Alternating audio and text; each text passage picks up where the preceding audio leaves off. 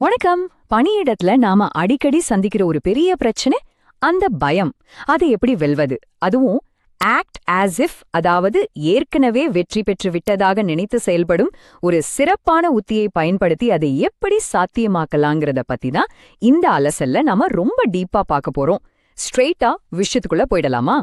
முதல்ல உங்களுக்கு பரிச்சயமான ஒரு சூழ்நிலையை யோசிச்சு பாருங்க. மீட்டிங்ல ரொம்ப அமைதியா உட்கார்ந்திருப்பீங்க. ஆனா திடீர்னு உங்க மனசுல இருந்த அதே ஐடியாவை வேற யாரோ ஒருத்தர் சொல்ல எல்லாரும் அவங்கள பாராட்டுவாங்க. அப்போ உங்களுக்குள்ள ஒரு ஏமாற்றம் வரும் தெரியுமா? அடடா, இத நம்ம முன்னாடியே சொல்லிருக்கலாமேன்னு.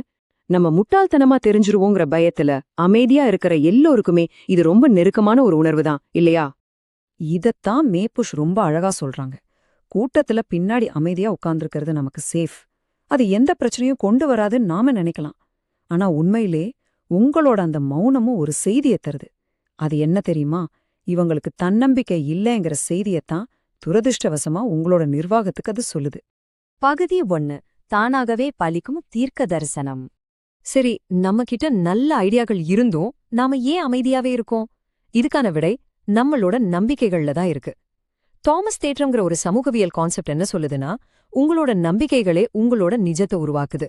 அதாவது, நமக்கு ப்ரொமோஷன் கிடைக்காதுன்னோ அல்லது இன்டர்வியூல நாம ஃபெயில் ஆயிடுவோனோ நீங்க உறுதியா நம்பினா அது கண்டிப்பா அப்படியே நடக்கும். இதுதான் தானாகவே பலிக்கும் தீர்க்க தரிசனம். இத கொஞ்சம் கவனிங்க. இதுல 2 சுழற்சி இருக்கு. 1, உங்களை நீங்களே சிக்க வைக்கிற எதிர்மறை சுழற்சி. தோல்வி பயம் இருந்தா உங்க பெர்ஃபார்மன்ஸ் அடி வாங்கும். அது திரும்பவும் தோல்வியை உறுதிப்படுத்தும். ஆனா இத அப்படியே மாத்தி ஒரு நேர்மறையான சுழற்சியை நம்மால உருவாக்க முடியும். நீங்க ஒரு வெற்றியாளரா போல செயல்படத் தொடங்கும்போது ஆட்டோமேட்டிக்கா உங்க தன்னம்பிக்கை உயரும். அது உண்மையான வெற்றியை உங்களை நோக்கி இழுத்துட்டு வரும். பகுதி 2. உங்களது சுய திறனை உருவாக்குதல். இந்த நேர்மறை சுழற்சிய எப்படி பிராக்டிக்கலா உருவாக்குறது? பொலோக்னா பல்கலைக்கழகத்தோட ஆராய்ச்சி ஒரு அருமையான விஷயத்த சொல்லுது. தன்னம்பிக்கைங்கிறது பொறுக்கும்போதே வர்றதில்ல. வேலை தேடும்போதோ இல்ல புது பொறுப்புகளை ஏற்கும்போதோ சரியான தயாரிப்புகள் மூலமா வெற்றிக்காக நம்ம நாமே பழக்கப்படுத்திக்க முடியும்னு இந்த ஆய்வு ரொம்ப தெளிவா உறுதிப்படுத்துது. இத வேலை தேடலில் சுயத்திறன்னு சொல்றாங்க. ஒரு நல்ல ரெஸ்யூமேவை உருவாக்குறதிலிருந்து இன்டர்வியூவை தைரியமா ஃபேஸ் பண்ற வரைக்கும் என்னால ஒரு வேலையை சிறப்பா செய்ய முடியுங்கிற அசைக்க முடியாத நம்பிக்கை உங்களுக்குள்ள இருக்கணும். அந்த நம்பிக்கை இருந்துச்சுன்னா எக்ஸ்பர்ட்ஸ் உங்களை வேலைக்கு எடுக்கிற வாய்ப்பு பல மடங்கு அதிகரிச்சிடும். ஸ்டார் பீப்பிள் நிறுவனம் மற்றும் பல்கலைக்கழக ஆராய்ச்சியாளர்கள் சொல்றத பார்த்தா தன்னம்பிக்கைங்கிறது ஏதோ மேஜிக் மாதிரி வர்றதில்ல. கம்பெனியை பத்தி ரிசர்ச் பண்றது, மாக் இன்டர்வியூஸ் செஞ்சு பாக்குறது, பாசிட்டிவா நம்பகிட்டே பேசிக்கிறது, இந்த மாதிரி சின்ன சின்ன ஆனா ரொம்ப முக்கியமான முன்னேற்பாடுகளை தொடர்ந்து செய்யும்போது கிடைக்கிற ரிசல்ட் தான் அந்த தன்னம்பிக்கை. சரி, இதையெல்லாம் நான் செஞ்சுட்டேன், ஆனாலும் உள்ளுக்குள்ள அந்த நடுக்கம் இருக்கே, அதுக்கு என்ன பண்றது? அதுக்குதான் நாம அடுத்த பகுதிக்கு போறோம்.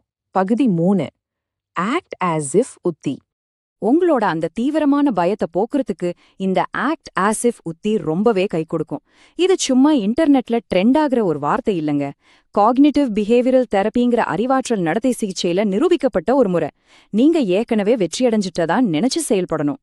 இப்படி உங்களோட செயல்களை முதல்ல மாத்துறது மூலமா உங்களை பத்தின உங்களோட எண்ணமே முழுமையா மாறிடும். இதுல உள்ள இந்த 5 ஸ்டெப்ஸ் எனக்கு ரொம்ப பிடிக்கும். ஏன் தெரியுமா? உங்க மைண்ட் செட் மாறுற வரைக்கும் நீங்க வெயிட் பண்ணவே தேவையில்ல.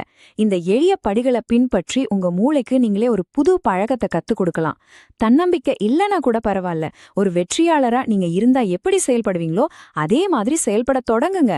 போக போக அதுவே உங்களோட நிஜமா மாறிடும். பகுதி 4. பொருந்திக் கொள்ளுதல் அல்ல, இணைந்திருத்தல். நாம வெற்றியாளர்கள் போல செயல்படும்போது அது ரொம்பவும் இயல்பா, எந்த போலித்தனமும் இல்லாம செய்யணும்.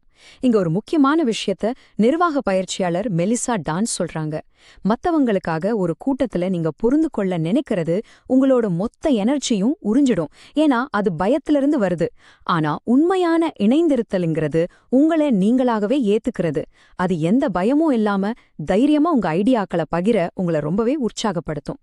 கம்பெனிகள் தங்களோட பணியாளர்கள் மத்தியில இந்த உண்மையான இணைந்திருக்கும் உணர்வை உருவாக்கும்போது என்ன நடக்கும்னு நினைக்கிறீங்க? பணியாளர்களோட பர்ஃபார்மன்ஸ்ல அப்படியே 56% மாபெரும் உயர்வு ஏற்படுதாம். ஏன்னா மக்கள் தங்களை மறைக்க எனர்ஜியை வேஸ்ட் பண்றதை நிறுத்திட்டு முழு திறமையிலும் ரொம்ப வெளிப்படையா காட்டத் தொடங்கிடுறாங்க. பகுதி 5. மேடையில் ஏறுதல்.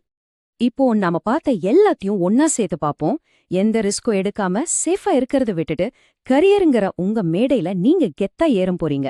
அப்போ மே புஷ் சொல்ற இந்த மேற்கோள் ரொம்பவே உதவும். ஆஹா, ஏதோ என் பழைய நண்பன் பயம் வந்துட்டான், ஆனா என் பெரிய லட்சியத்துக்காக நான் உன்னை தாண்டி செல்ல போறேன். ஆமாங்க, நீங்க பயத்தை முழுசா ஒதுக்க தேவையில்ல. அத ஒரு பழைய நண்பனா ஏத்துக்கிட்டு நீங்க பிராக்டிஸ் பண்ணதை வச்சு அந்த பயத்தையும் தாண்டி உங்களோட கருத்துக்களை துணிச்சலா பதிவு செய்யலாம். இந்த அலசல முடிக்கிறப்போ ரொம்ப ஆழமான ஒரு கேள்வியோட நான் விடைபெற விரும்புறேன். உங்களோட நிறுவனத்தை அடுத்த கட்டத்துக்கு கொண்டு போகக்கூடிய ரொம்பவே அருமையான ஐடியாக்கள் உங்ககிட்ட இருக்கு. அப்படிப்பட்ட சிறப்பான யோசனைகளோட பலனை மத்தவங்களுக்கு கிடைக்காம தடுக்க நீங்க யார்? கொஞ்சம் யோசிங்க. பின்வரிசையில மறைஞ்சிருக்கிறத நிறுத்திட்டு உங்களுக்கான வெற்றியை நீங்களே அனுமதிங்க. அடுத்த முறை சந்திப்போம்.